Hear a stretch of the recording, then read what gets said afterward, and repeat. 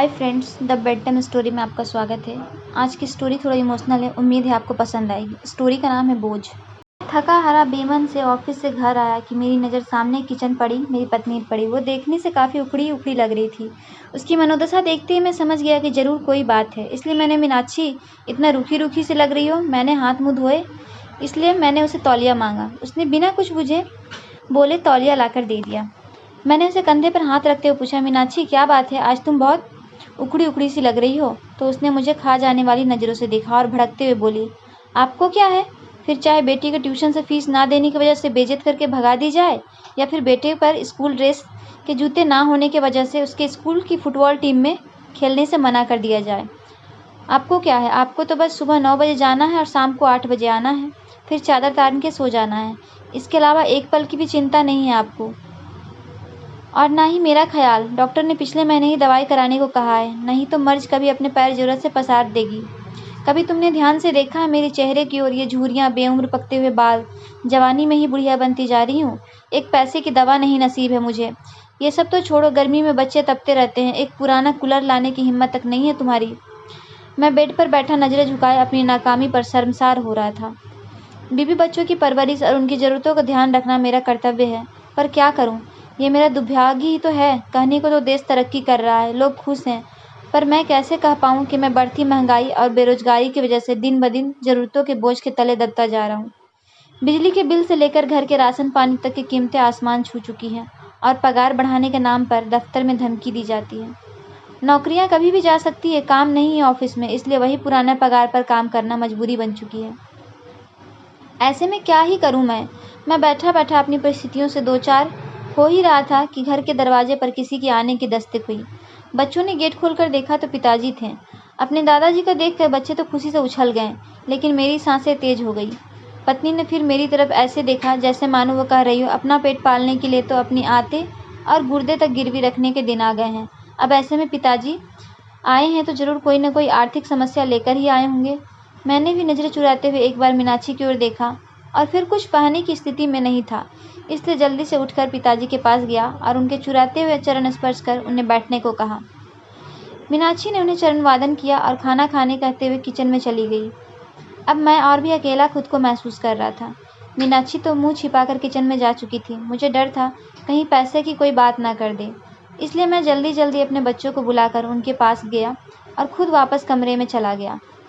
पिताजी मुझे जाते हुए देख रहे थे। मैं किचन में आया तो मीनाक्षी ने कहा, पिताजी जरूर ही किसी आर्थिक मदद की आस से आए होंगे, ऐसे में इन्हें हम ही याद आते हैं। बड़े बाले भाई साहब को क्यों नहीं याद करते हैं? देने के नाम पे उनका नंबर आता है, जब कोई ज़रूरत हो तो सब लोग हमारे यहाँ आ जाते हैं। वैसे तो ये शब्द मीनाक्षी कभी नहीं बोलती, पर इस बार उसके घर की तंगलहरी इस लेवल पर थी कि उसे मरने के लिए अगर जहर खरीदना हो तो उसके लिए भी पैसे का इंतजाम ना के बराबर ही था। एक तरफ मीनाक्षी लगातार मुझे बोले जा रही थी और दूसरी ओर मैं था जो कुछ पाने में समर्थ नहीं था। अंततः मैंने मीनाक्षी को चुप रहने के लिए कहा, तुम शांत हो जाओ, कुछ भी करके कल मैं तुम्हारी दवाइयाँ और बच्चों की ज़रूरत का सामान ला दूंगा, पर अभी के लिए पिताजी का मान तो रख लो। उनके सामने घर में कलेश करने का मतलब उनकी मान मर्यादा के खिलाफ है। मीनाक्षी आखिरकार समझदार थी, पर उस पर आर्थिक तंगी का बुखार चढ़ा हुआ था, इसलिए वो बेकाबू थी। कहाँ से लाओगे? भीख मांग के या फिर खुद को गिरवी रख के? ये मेरा काम है, मैं क्या करूँगा क्या नहीं। तुम बस अभी भगवान के लिए शांत हो जाओ।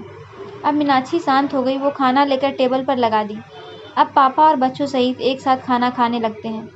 खाना खाते टाइम पापा ने एकाएक मेरी ओर देखा और पास बैठने को कहा। मेरी सांसें और दिल दोनों ही तेज हो गईं। कहीं पिताजी कोई मांग ना कर दे, क्योंकि मेरे पास अभी देने के नाम पर केवल वक्त ही था। इसके अलावा मैं जुबान पे भी नहीं दे सकता था। पिताजी बोले, देखो अभी काम जोर चल रहा है, खेती का काम बहुत है, इसलिए अभी की ही गाड़ी से वापस जाना पड़ेगा। मैं यहाँ रुक नहीं सकता। तुम्हारी माँ बहुत चिंता कर रही थी।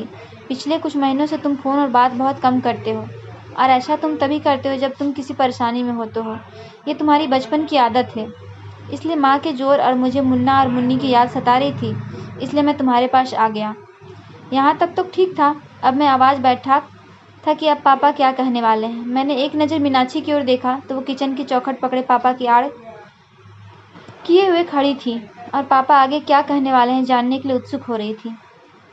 लेकिन आगे पापा ने भी कुछ कहा नहीं, बस खाना निपटाया और मुंह हाथ धोए अब पापा ने अपने कुर्ते की जेब में हाथ डाली और एक नोटों की गड्डी निकाली और मेरे ओर बढ़ा दी। यह देखकर मैं अवाक और सकेते में आ गया। एक पल के लिए मैं स्तंभ और निशब्द ही खड़ा रहा। पिताजी ने कहा, अरे पकड़ भी भाई, अब इतने बड़े भी नहीं हो गए कि हमारी दी हुई आशीर्वाद को ग्रहण न कर सकूं। वैसे भी इस बार फसल अच्छी हो गई थी, इसीलिए कोई दिक्कत नहीं आई। अब उन्होंने मीनाक्षी की ओर इशारा करते हुए कहा, बहू का और बच्चों का अच्छे से ध्यान रखो, देखो कितनी कमज़ोर हो गई है, और अपना भी। उन्होंने पैसे मेरे हाथ में रख दिए। मेरी आंखें पूरी तरह भर आई थी और वो बचपन के दिन याद आ गए थे जब पापा हमें स्कूल जाते वक्त 4 आने ऐसे ही हाथ फैलाने पर रख दिया करते थे। पर बस अंतर इतना होता कि उस वक्त मेरी आंखें झुकी हुई नहीं बल्कि प्यार और दुलार से ऊंची होती थी। फिलहाल मीनाक्षी और मैं दोनों ही गलत साबित हो चुके थे, इसलिए खुद की नज़रों में खुद से ही नज़रें नहीं मिला पा रहे थे। सच में बच्चों के लिए माँ बाप बोझ ही हो सकते हैं, पर माँ बाप के लिए बच्चे कभी बोझ नहीं होते। वे हमेशा उनका ध्यान रखते हैं। पोस्ट आपको अच्छी लगी हो तो लाइक एंड सब्सक्राइब करें। मिलते हैं अगले स्टोरी में, तब तक के लिए धन्यवाद।